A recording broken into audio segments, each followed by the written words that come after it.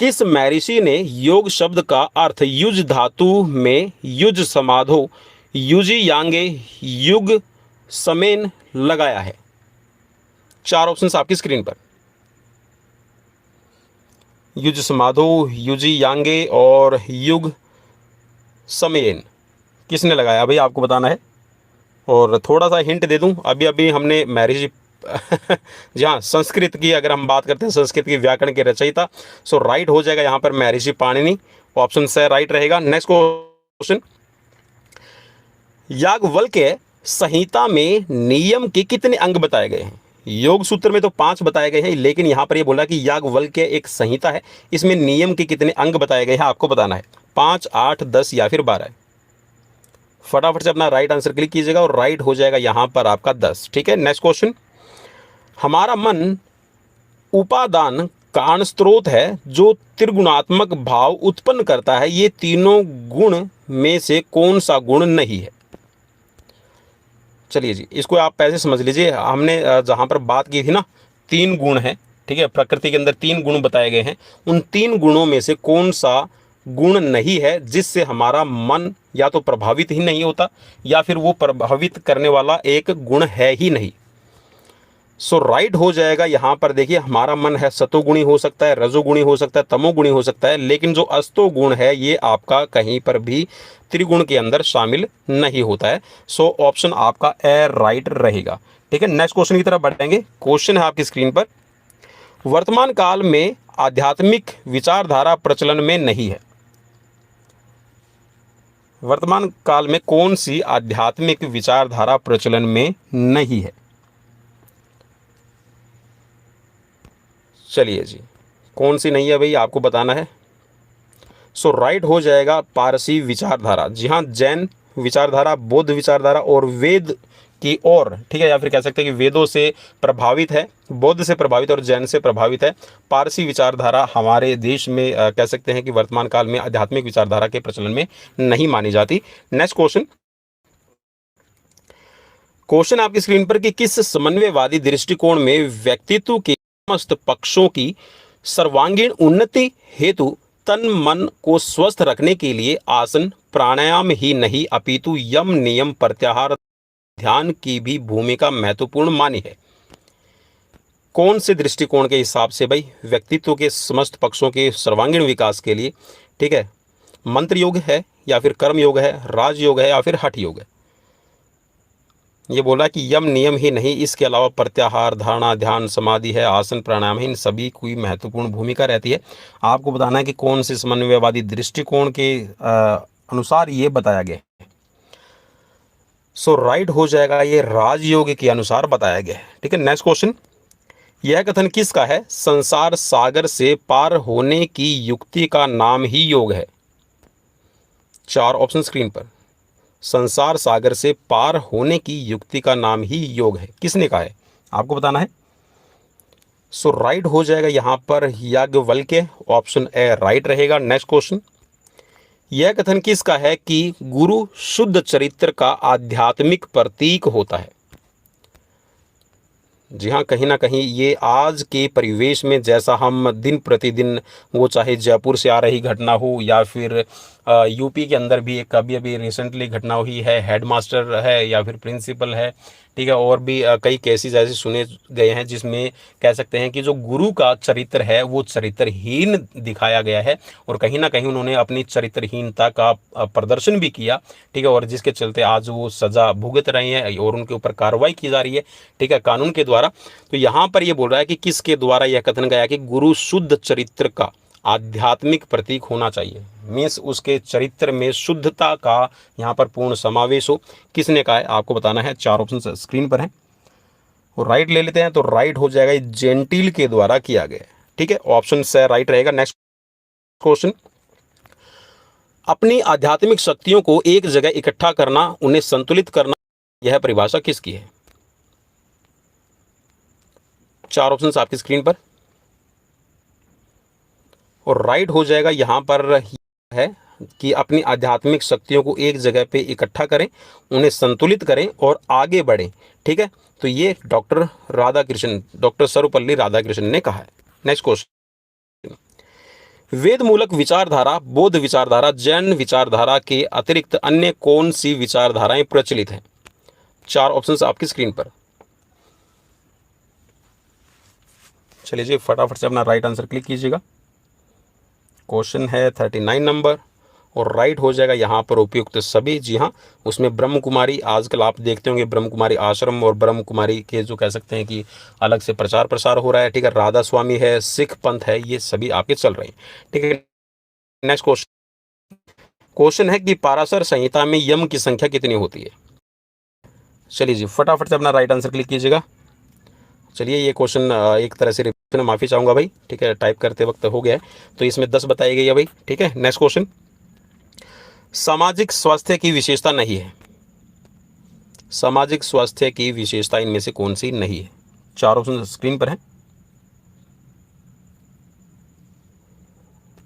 सो right इसमें हो जाएगा ऑप्शन आपका द उपयुक्त सभी। जी हाँ, परिस्थितियों से उचित समायोजन करना, मीन्स जैसी परिस्थितियां हैं उसके अकॉर्डिंग ही ढल जाना, ऐसा बिल्कुल भी नहीं होना चाहिए, ठीक है। समाज की आप कह सकते हैं कि सामाजिक स्वास्थ्य कब होगा? जब आप परिस्थितियों को अपने अनुरूप चलाएंगे, ठीक है। इसके साथ में अपनी भूमिका का उचित निष्पादन न कर पाना, ठीक है, और यहाँ पर उत्तरदायित्वों की पूर्ति, ठीक है, तो ये आपका यहाँ पर राइट होगा।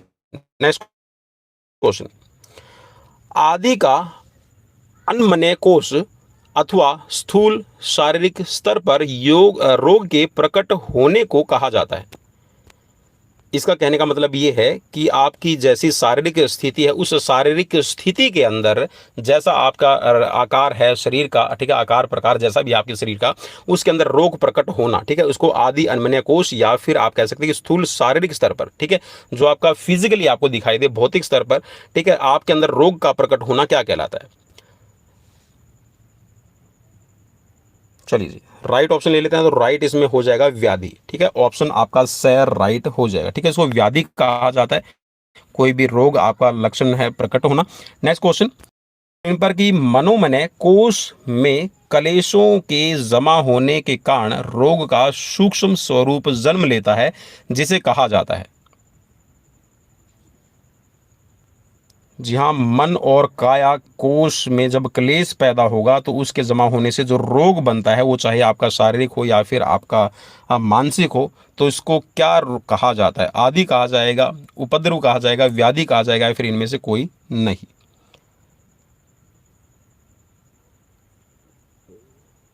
सो राइट इसमें हो जाएगा आपका व्याधि, ठीक है भाई। नेक्स्ट क्वेश्चन, मनोमय और वो था स्थूल शारीरिक। एक मिनट भाई, हाँ, ये स्थूल शारीरिक था, स्थूल शारीरिक, और इसमें है मन के द्वारा मनोमय, मनोमय कोष मीन्स जो मन के अंदर आपके क्लेश पैदा हो। भाई इसमें माफ़ी चाहूँगा, इसमें आदि आ जाएगा, ठीक है। जो मन के अंदर जो पैदा होता है, मीन्स मन में आपकी कोई दुश्चिंता है या फिर मन में कोई आपके कह सकते हैं कि नेगेटिव है, नकारात्मकता है, तो उससे आपके कह सकते हैं कि जो रोग उत्पन्न होगा, जिसमें आपका जैसे स्ट्रेस है, टेंशन है, एंग्जाइटी है, ठीक है, तो इनको हम क्या कहते हैं? इनको आदि कहा जाता है। और जो शरीर के अंदर आपका लक्षित हो, जैसे कि आपका फोड़े फुंसिया बनना, फीवर बनना, ठीक है, या फिर आपको कोई भी किसी भी तरह की रोग लगना, तो उसको व्याधि कहा जाता है, ठीक है, तो इसको आदि कहा जाएगा, ठीक है। नेक्स्ट क्वेश्चन भाई, क्वेश्चन आपकी स्क्रीन पर कि आयुर्वेद के अनुसार स्वास्थ्य का लक्षण क्या है? स्वास्थ्य का लक्षण क्या है? 4 ऑप्शन स्क्रीन पर है। अग्नियों की समानता है, त्रिदोषों में समानता है, या फिर धातु की साम्यावस्था एवं शरीर से निष्कासन तथा इंद्रियों एवं आत्मा की प्रसन्नता। तो भाई बिल्कुल यहाँ पर राइट हो जाएगा आपका ऑप्शन है कि आपके जो धातु हैं जिसमें हम 7 तत्व हमारे शरीर के अंदर बताते हैं, ठीक है, तो ये यहाँ पर इनकी साम्यावस्था हो मीन्स ये समान हो, इसके साथ में शरीर से निष्कासन हो। शरीर से निष्कासन का मतलब है कि जो भी शरीर के अंदर आपके ऐसे रोग है या फिर नकारात्मकता, उसका निष्कासन किया जाए, या फिर कह सकते हैं किसी भी तरह की कह सकते हैं कि दूषितता हो, ठीक है, जो दूषित है आपके अंदर, ठीक है, दोष है, उसको निकाला जाए, इंद्रियां आपकी और आत्मा जो आपकी प्रसन्न रहे। नेक्स्ट क्वेश्चन, निम्नलिखित में से कौन सी सामाजिक स्वास्थ्य की विशेषता है? सामाजिक स्वास्थ्य की विशेषता है।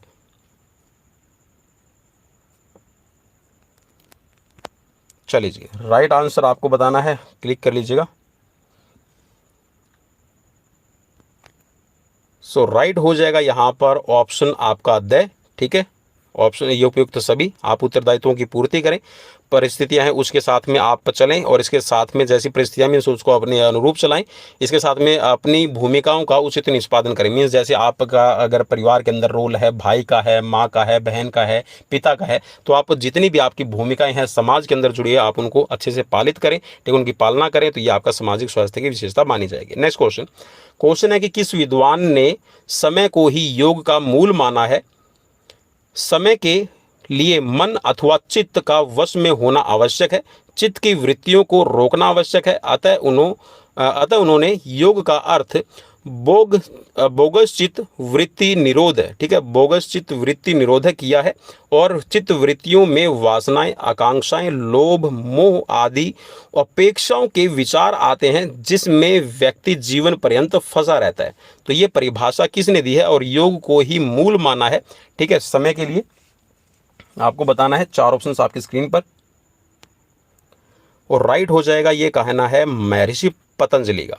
ऑप्शन ए राइट रहेगा। नेक्स्ट क्वेश्चन, योग पद्धति का प्रकार कौन सा है? योग पद्धति का कौन सा प्रकार है? चलिए जी, फटाफट से अपना राइट आंसर। जी हाँ, जिसमें कह सकते हैं कि आप जिसमें आसन है, प्राणायाम है, ध्यान है, इन सभी चीज़ों को महत्वता देते हैं। सो राइट हो जाएगा, ये हठ योग के अंदर आएगा। ऑप्शन ए राइट रहेगा। नेक्स्ट क्वेश्चन, भारतीय दर्शन के अनुसार पुरुषार्थ होते हैं। चलिए जी, फटाफट से अपना राइट आंसर और राइट हो जाएगा ऑप्शन बी, 4 प्रकार रहेंगे। ठीक है, नेक्स्ट क्वेश्चन, योग का जन्मदाता देश कहलाता है।